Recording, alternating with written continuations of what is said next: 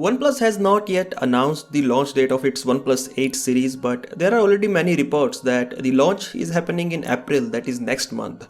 Now, so far we have seen a ton of leaks that revealed the design of both the phones again and again, but we know the design of the OnePlus 8 and OnePlus 8 Pro since October last year when we got the CAD renders of both phones. Now today, the specifications of both the phones were shared by a very trusted source, and these specifications suggest that the OnePlus 8 Pro is actually the real flagship among the two phones, as the OnePlus 8 is not much different from the last year's OnePlus flagships. Starting with the specifications of OnePlus 8, it has a 6.55-inch display and it is a Full HD Plus Super AMOLED panel with a refresh rate of 90 Hz.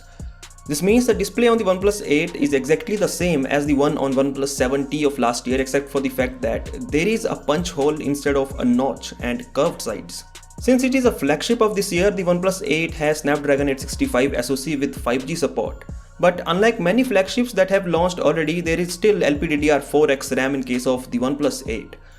The camera setup is also interesting. On the rear there is a triple camera setup, and while we were expecting a combination of a wide, ultra-wide and telephoto camera, that is not the case. There is a primary 48 megapixel camera paired with a 16 megapixel camera and a 2 megapixel camera. So the 16 megapixel camera is definitely an ultra-wide camera, which means the telephoto lens is not there on the standard OnePlus 8.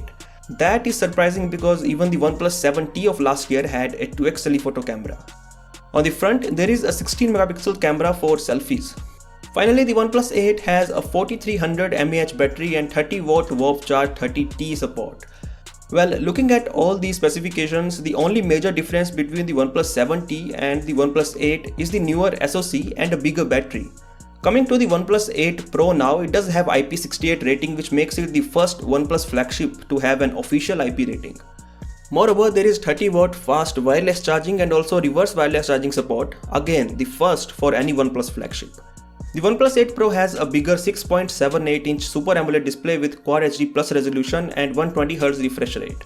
There is also LPDDR4X RAM, something that the OnePlus 8 does not have. It has a quad camera setup on the rear that includes a primary 48 megapixel camera, another 14 megapixel secondary camera, an 8 megapixel lens and a fourth 2 megapixel camera.